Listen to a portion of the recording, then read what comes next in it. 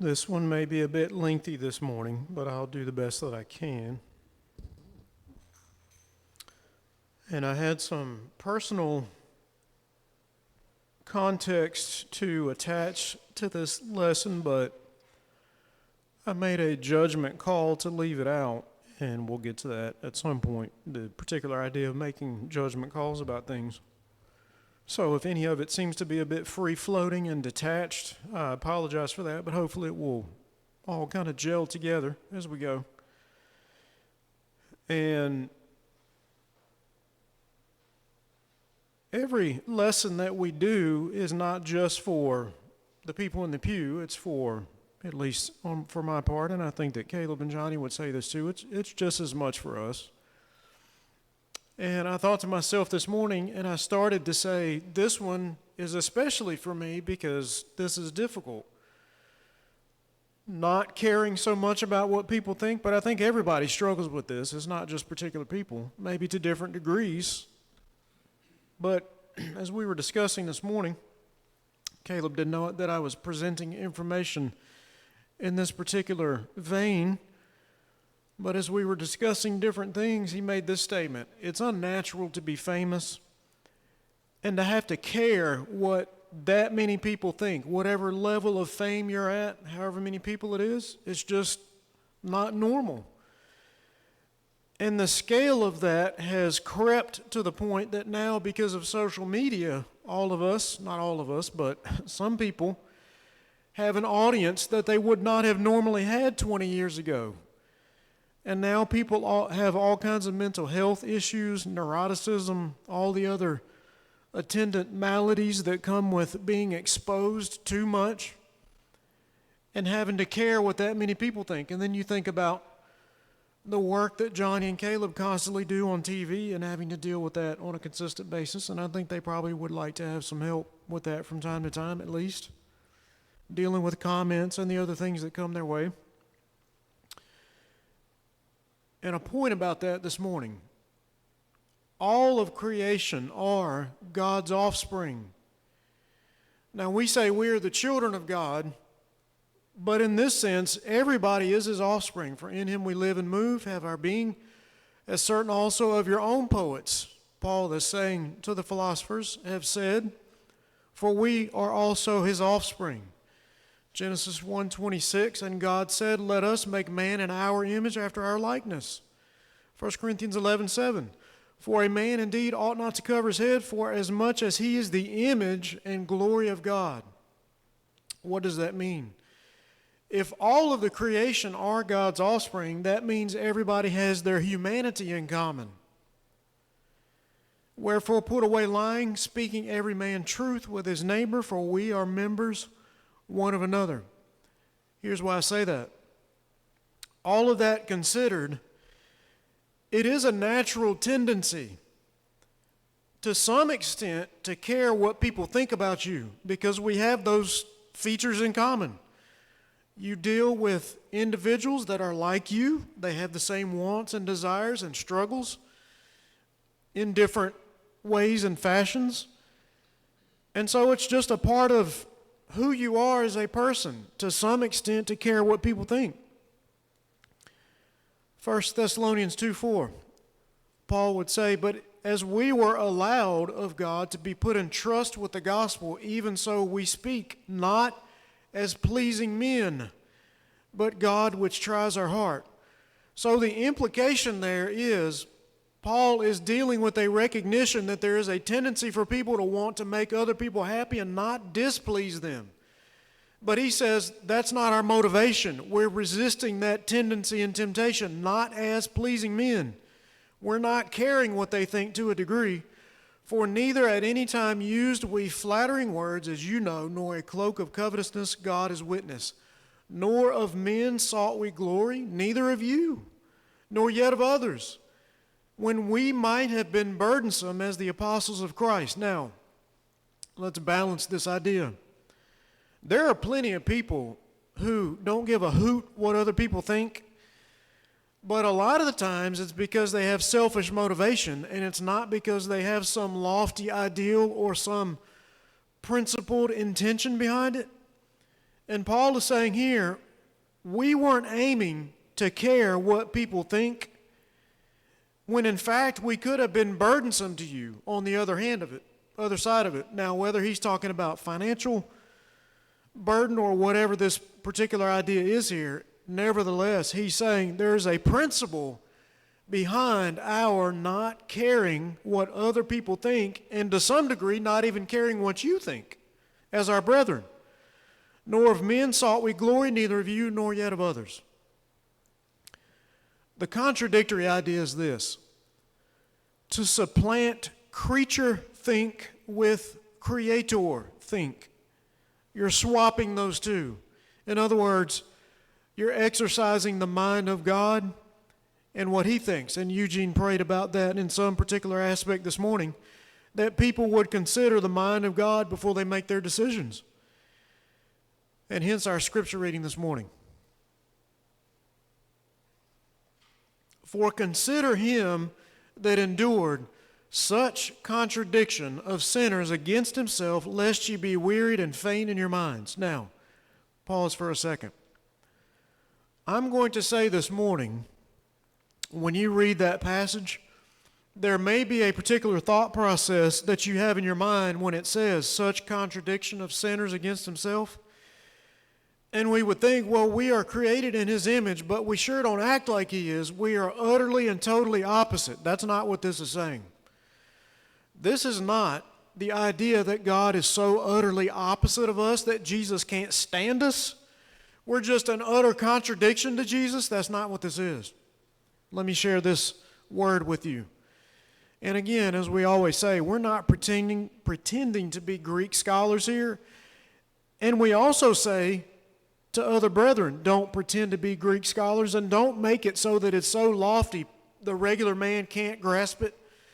When we put out Greek words, it's just for edification purposes, not to gloat that we know Greek, because I can tell you I certainly don't know Greek. I basically just, about what we're about to do, take a particular Greek word, look at how it's defined, and use it that way in the context and see if it makes sense. It's as simple as that. For consider him that endured such contradiction. The word is antilogia. And almost literally, it's going to be something akin to this idea. Against say, against speech, against talk. You say, well, that's weird English. Let's do it this way. For consider him that endured such strife, such contradiction, such gainsaying, such disputing of sinners against himself. Now, pause there for a second. You say to yourself, well, I thought that meant that Jesus is just so utterly opposite and distinct from us. Well, if that's the case, then the way that Paul is explaining this, you couldn't possibly identify with him in any fashion, so why would it make any sense for Paul to say, consider Jesus unless you be wearied and faint in your minds? Well, you can't identify with him in any respect if that's what that means, but that's not what this means. For consider him that endured such disputing and gainsaying of sinners against himself, lest you be wearied and faint in your minds. What? When people dispute and gainsay against you. Now, that's the contradiction part. Now the consider part. Now, when you use the word consider, how do you normally mean that? When I read that word, what I think of is a fleeting, momentary mental pause, and then you just kind of move on. But I don't think that's what this means either. Now, if I wanted to try to be deep in the Greek, I could basically drag this point out. When you see the word there as analogizomai, to me that's going to be related to the word analyze. However, I will tell you I have not looked that up to see the etymology of it, to see if that's the case, but it sounds like the word analyze. But it's also related to the word analogos or analogia, which is going to be somewhat related to antilogia. So I thought that was pretty interesting. You have two opposite words that seem to have a similar root involved. What is it? The idea that you are looking at the speech, something that has been said, and you're analyzing it. Now here's the analysis part. For contemplate him that endured such disputing. How do you contemplate that? Now you look at how he did it. Mark 3:5. And when he had looked round about on them with anger, being grieved for the hardness of their hearts, he said unto the man, Stretch forth thy hand, and he stretched it out, and his hand was restored whole as the other. And the Pharisees went forth, and straightway took counsel with the Herodians against him, how they might destroy him. For contemplate him that endured such disputing. You say that's not what the text said, but again, we've replaced that and redefined it. Endured such contradiction, endured such disputing and gainsaying, how they might destroy him. Mark 5:15. And they come to Jesus and see him that was possessed with the devil, that had the legion, sitting clothed and in his right mind, and they were afraid. And they that saw it told him how it befell him that he was possessed with the devil, and also concerning the swine, and they began to pray him to depart out of their coasts. And you go through the book of Mark, and it's just one miracle after another. And one miracle after another, you have these individuals that for some reason say, we don't really want to have any part of that. Mark 5:35, while he yet spake, there came from the ruler of the synagogue's house certain which said, Thy daughter is dead. Why troublest thou the master any further? As soon as Jesus heard the word that was spoken, he said unto the ruler of the synagogue, Be not afraid, only believe. And when he was come in, he said unto them, Why make ye this ado and weep? The damsel is not dead, but sleepeth. And they laughed him to scorn. Mark 3:22. It's a bit out of order. And the scribes which came down from Jerusalem said, He hath Beelzebub, and by the prince of the devils casteth he out devils. The level of, how do we say it, cognitive dissonance here. Wait, you mean to tell me you're looking at a guy who has power that you've never seen before and you think he's doing it by the devil and he's helping people? Where do you get this mentality? And just the idea that Jesus had to tolerate this on a consistent basis, giving people miraculous physical healing. And some people in the book of Luke, chapter 17, when they are healed, they don't even turn around to give him thanks. And maybe I would be one of those people. I hope that I wouldn't be. But the idea that you would tell this guy, something's wrong with you. Healing all these people, you must have a devil. That's just weird. Imagine being the man who literally, physically is saving multitudes of people, and that, in and of itself, is not enough to penetrate the callous frustration, derision, and contempt that people had for him. And it's just mind-boggling as you contemplate it. Mark 1:40. The level of compassion that he had, enduring people that oftentimes gainsayed him. And there came a leper to him, beseeching him and kneeling down, and said unto him, If you will, you can make me clean. And Caleb has presented the idea of the level of humility that this man had. And Jesus, moved with compassion, put forth his hand and touched him and said, I will, be thou clean. And I say unto thee, arise and take up thy bed and go thy way into thy house. And immediately he rose, took up his bed, and went forth before them all. And imagine the mentality of a man who would say to himself, I never would have thought that I would ever be able to stand up and pick up this bed that I am so sick of having to lay on and be carried around in. And now someone in a moment says, pick it up and walk. And he spake to his disciples that a small ship should wait on him because of the multitude, lest they should throng him. The idea that you have so many people, you could possibly suffer physical harm from it. They're pressing on you so much. For he had healed many, insomuch that they pressed upon him for to touch him, as many as had plagues. Mark 5:28. For she said, If I may touch but his clothes, I shall be whole. And straightway the fountain of her blood was dried up, and she felt in her body that she was healed of that plague. Just the idea that you have forgotten what it feels like to feel good so much that when it's gone, now you can tell the difference. like that.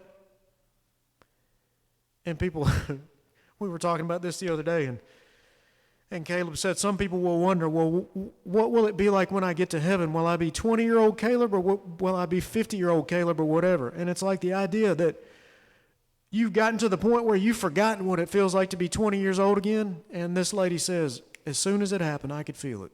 Behold of thy plague. In those days, the multitude being very great and having nothing to eat, Jesus called his disciples unto him and said unto them, I have compassion on the multitude. And what did he do? Miraculously, he fed them. And you have to wonder, how long had Jesus been with nothing to eat here? Mark 8:22.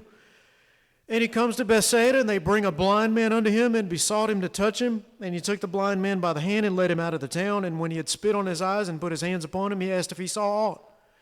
And he looked up and said, I see men as trees walking. After that he put his hands again upon his eyes, and made him look up. And he was restored, and saw every man clearly. And then you get to this. At the very end, all of these people who were healed, in a lot of instances, Jesus said, don't go telling people what I've done. Now, I know there's a strategy to that, but nevertheless, the level of compassion, patience, and restraint that he had with these people. And he gets to the end, and here's what people do.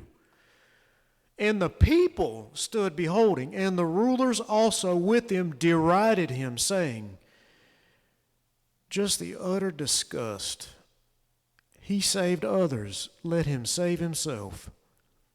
If he be the Christ, the chosen of God. For contemplate him that endured such gainsaying and disputing of sinners against himself. Here's the point. And again, the exhortation in Hebrews 12:3 is that you analyze what Jesus went through, and you think about the stuff that you feel like to yourself, do I have to put up with this constantly? And you say, Paul would say to them, look at him, lest you be weary and faint in your mind. Here's the point. You can do everything perfectly, and what happens? People will still find something to complain about. Mark 3:11. And unclean spirits, when they saw him, fell down before him and cried, saying, Thou art the Son of God. And the scribes came down from Jerusalem and said, He has Beelzebub, and by the prince of the devils he casts out devils. Now, just to add to the thought that we had earlier, the devils are saying out in the open, He is the Son of God, and these guys come down and said, no, he's the devil. Just unbelievable. And the oldest form of manipulation in the book, the guilt trip. That's what people do. Defense mechanism. They get upset with you. They want you to feel bad about something, whatever it is that they are displeased with you, and this is one of the first buttons that they push, the guilt trip. You know such and such and such and such, and I wish I could tell you what it is personally this morning. But notice this example. John 12:3. Then took Mary a pound of ointment of spikenard, very costly, and anointed the feet of Jesus, and wiped his feet with her hair. And the house was filled with the odor of the ointment. Then said one of his disciples, Judas Iscariot, Simon's son, which should betray him, Why was not this ointment sold for 300 pence and given to the poor? This he said, not that he cared for the poor, but because he was a thief and a guilt tripper apparently, and had the bag and bare what was put therein. Then said Jesus, Let her alone. Against the day of my bearing has she kept this. For the poor always you have with you, but me you have not always. Now, you imagine, people read that, and they know Jesus is perfect, and he said, the poor you always have with you, but me you have not always. Well, Jesus can say that, but what if you said that to someone? You know, we've got bigger things to do right now than try to attend necessarily at this particular moment to the things that poor people have to deal with. And somebody would say, how dare you? Don't you know those people have it hard? Don't guilt trip me if I'm a person who is trying to do something of greater consequence that might filter down to them. Now, I'm saying I recognize helping poor people is a Christian responsibility. And in Acts chapter 6, you have that particular idea borne out. But is it possible that some people could say, for the moment, I'm not going to deal with the plight of the poor physically because there are poor spiritually that need to be helped? And yet people would try to guilt trip you over that. And imagine the audacity of trying to guilt trip the man who has no guilt. It's just a useless endeavor. Holding your tongue when you know you are in the right. Now, I would say right up there with wanting to not displease people would be the idea of vindication. You're right about something, and people say you're wrong, and you know that you're right, and you just make a judgment call for the sake of whatever's happening at the moment. I'm going to let myself be taken advantage of. Luke 23:8. And when Herod saw Jesus, he was exceeding glad, for he was desirous to see him of a long season, because he had heard many things of him and hoped to have seen some miracle done by him. Then he questioned with him in many words, but he answered him nothing. Now here's a man, the Herods of all the people on the earth, one of the Herods, saying, I sure would like to meet this guy because I've heard a lot of things about him. And I would like to see a miracle. When the scribes would say he's doing this by the power of the devil, but here's Herod saying, I sure would like to see one, and I've heard some good stuff about you. And he's asking him all this stuff. And then the chief priest stood by and vehemently accused him. And then people will throw out these half-truths just to see what will stick. They don't care if they're being irresponsible with the information. All they want is to get your goat. Matthew 26:60. Again, he's on trial. But found none, yea, though many false witnesses came, yet found they none. At the last came 2 false witnesses and said, This fellow said, I am able to destroy the temple of God and to build it in 3 days. And we've said this before, that's not entirely wrong. But they're using this in an improper way. That's not what Jesus meant. That wasn't his ultimate goal. His ultimate goal was to remove the oppression from the people of the system and give them higher principles, peace, and liberty. And he gave them a way out of it. But these 2 individuals are happy to throw a half-truth to the wall just to see if it will stick, and it does, apparently. Now, let's take a breath here, or let me take a breath here. Someone would say, I hear what you're saying, and I can't disagree with that because you're putting scripture to it. But there are other passages, and you're not always obligated just to take it on the chin, are you? I agree with that. On his way out, Jesus let him have it, right? Matthew 23, your house is left you desolate. But then you have this. Then came his disciples and said unto him, Knowest thou that the Pharisees were offended? After they heard this saying, Let them alone, he said. They be blind leaders of the blind, and if the blind lead the blind, both shall fall into the ditch. And so he's setting a boundary to a degree. But then we have this class that we've done recently on long-suffering. And we were asking ourselves, as we consider all of the different, how would you say this? The different complexities, the different data that we have to ingest as we look at different scenarios and circumstances, and as we look at this idea of how much do you care how much people think, and how much should you tolerate it? And then we ask this question, well, how long is long suffering? And here is what we determined, I think, in so many words. We said this, and I think Caleb made this point. God sees everything. but we are His finite creation with a finite view and a finite amount of data. We can't know everything. And so there has to be some leeway that God recognizes that we have to have, because we can't see everything perfectly the way that He does. So there has to be some situational judgment that is in order. Forgive the misspelling there. So how long is long-suffering? There has to be some judgment involved. And so you say to yourself, well, how much am I supposed to tolerate all of this stuff? Well, you're going to have to determine that. Proverbs 26:4. Answer not a fool according to his folly. Answer a fool according to his folly. And you say, well, which one is it? Now,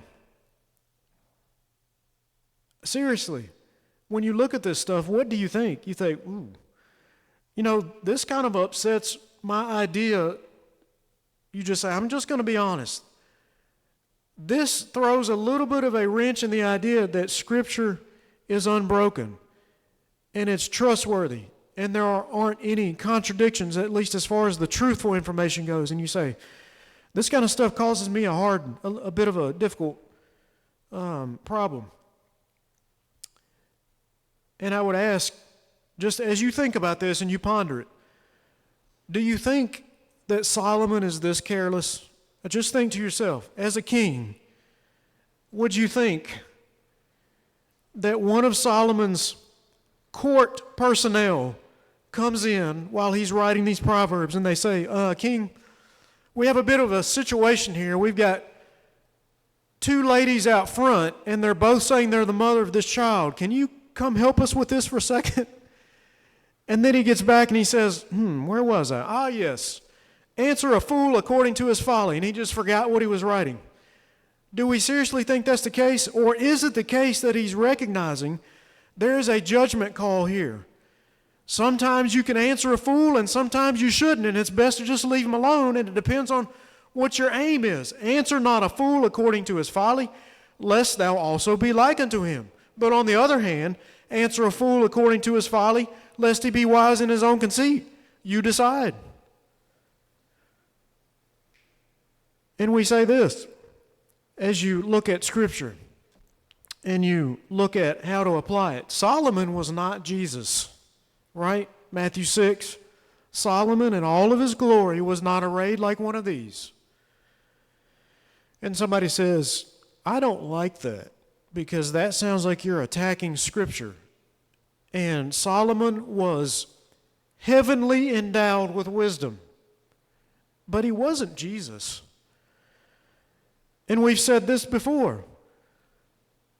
In Ecclesiastes, in Proverbs, Song of Solomon, if you want to include that, these are observations, no doubt, of a wise man. And we say none of them will be wrong. You're never going to apply them and be in the wrong. But we would also say they're not all hard and fast rules. There's going to be some judgment in there. Now, there are some passages in there that are going to be hard and fast. When you have places, and I believe it's Proverb 20, where Solomon says, nobody can purge his own sins. And that's true, and that's never going to be false. But there are other things in there that will be of a judgment nature. And now that we have said that, let's ask this question. Do you practice the Proverbs? When you think to yourself, what do I do with all of these people who come to bear on me and they use all these manipulative tactics? Can I respond? Well, how do you know what to do? We looked at Hebrews 12:3, which said, analyze what Jesus did. And then we have all of this. Can we, maybe this is the wrong way to put it, and maybe it's reducing the level of respect we should have for it. We have all of this homespun wisdom in the book of Proverbs. And I hate to say it like that, but that's not in a disrespectful fashion that I'm saying that. I'm saying we look at all of this stuff on the internet, and we hear all of this advice that's handed down that we take to heart at times. And then we have a book full of a wise man's sayings, and do we practice them? how to make these judgments. Do you fortify your mind? 1 Peter 1:13, wherefore, gird up the loins of your mind. Now, when you read gird up the loins, that means be ready to fight. Be ready to fight with your mind. Be sober. And hope to the end for grace that is to be brought unto you at the revelation of Jesus Christ. Now, someone has said this before. It may have been Caleb. I don't remember, so forgive me for that. Somewhere somebody has said, a lot of the Proverbs are going to be about interpersonal issues and just raw human behavior and how you handle how to deal with people. So the question is, do you refresh your memory on a regular basis? And you say, I didn't know this would turn into a lesson about Proverbs. We hear it from the pulpit all the time. Read your Proverbs on a regular basis. Well, consider this more application. Proverbs 17:9. And if you remember, today is the 20th. This would have been just 3 days ago. And without giving you details, I can tell you that I had to constantly tell myself in this particular circumstance, don't do this particular behavior. And it was a proverb. He that, not this particular one, but a different one. He that covers a transgression seeks love, but he that repeats a matter separates very friends. And as you think about the idea of wanting to be vindicated, or the idea of caring what people think and how you have to control your actions and your speech, don't go blabbing stuff, right? The idea on top of Proverbs being about interpersonal issues and how to deal with conflict and conflict resolution and raw human behavior, the idea of controlling your tongue and your reactions to what people say seems to be an oft-repeated proverb. Proverbs 17:7, excellent speech becomes not a fool. Verse 27, he that has knowledge spares his words. Verse 28, even a fool, when he holds his peace, is counted wise. Proverbs 23, it is an honor for a man to cease from strife. And we've said this before. How does strife usually start? Does somebody just walk up to you and punch you in the face for no provocation whatsoever? Or is it usually the case that somebody says something you don't like, and then you say something they don't like, and then you just go back and forth until you just can't take it anymore?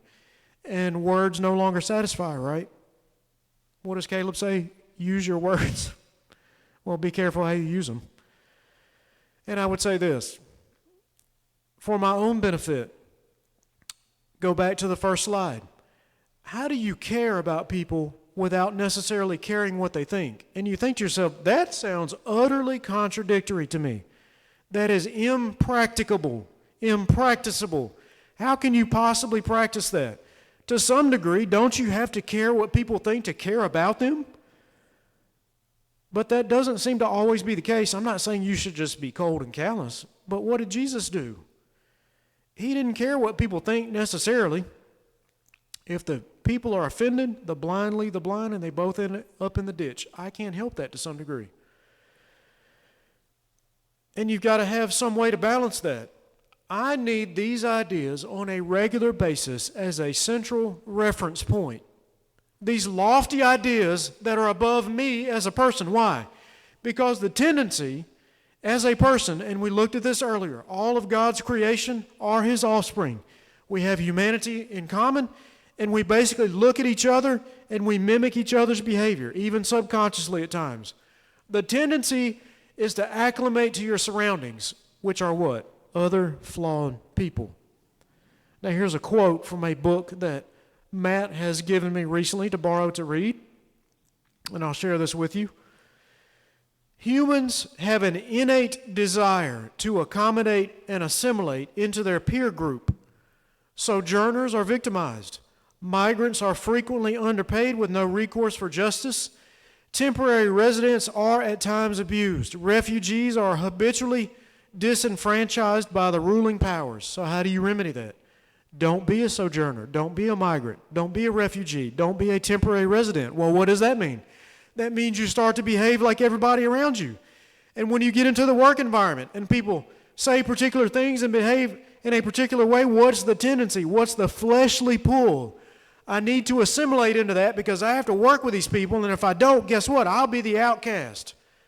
And that's difficult. living in tents. Now, don't lose the analogy here. Nobody here is living in a tent, but we're saying living different from everybody else. Living in tents quickly loses its rustic appeal. Why? For those in awe of the world's glamour. But you know, that works both ways. We tend to say and fixate on what we care about, what other people think, because we don't know what they think. We surmise in our minds and say, well, this must be what these people think, so I've got to be careful. Or maybe we do care too much about what they think because we don't know what they think. But this works the other way. You don't know what they think about you, do you? You think you know, and I think I know, and I do that all the time, and we play these mental games, and we say to ourselves, well, they think this about me. You don't know that. If people care what you think, just practice erasing from your mind. I'm not going to worry about what they think about me. And instead, I'm going to focus on the fact that maybe they care what I think about them and how I behave myself. And if they do care what I think, then maybe they might be inclined to do better. The peculiarity of disciples is not that they wear quaint clothing or don't use modern technology. And that's what we fixate on, right? Now, obviously, modesty matters, and we practice that, but that's not what we're talking about. We're talking about the fashions and the trends and all the other stuff. And that's what we fixate on as far as what we think matters. But what's peculiar about us, we don't focus and fixate on those things. Rather, their strangeness is located in their embrace of an ethic that the world considers nonsense. The church is a place where humanity honors its promises, loves its enemies, tells the truth, embraces the poor, and suffers for righteousness. These community traits are the essence of Jesus' Sermon on the Mount. It is a community where God's will is done on earth as in heaven. And that's Philippians 2:15. We do care as the human species goes. It's just natural. We care what people think. But as a peculiar people, we have, to some degree, whether we recognize it or not, as we mature, to some degree, we ought to try to determine that because we are people of a different ethic, we're going to try to think differently. And I have to tell myself and promise before everybody else, I'm going to work on this, not worrying about what people think so much. That you may be blameless and harmless, the sons of God, without rebuke, in the midst of a crooked and perverse nation, among whom you shine as lights in the world. Let's all consider this information, and hopefully we will do better to practice studying the Proverbs and putting those things into practice as we think about our fellow man and what they think about what we think as we stand and sing.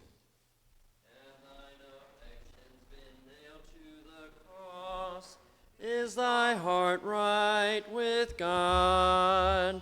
Dost thou count all things for Jesus but loss? Is thy heart right with God? Is thy heart right with God? Washed in the crimson flood,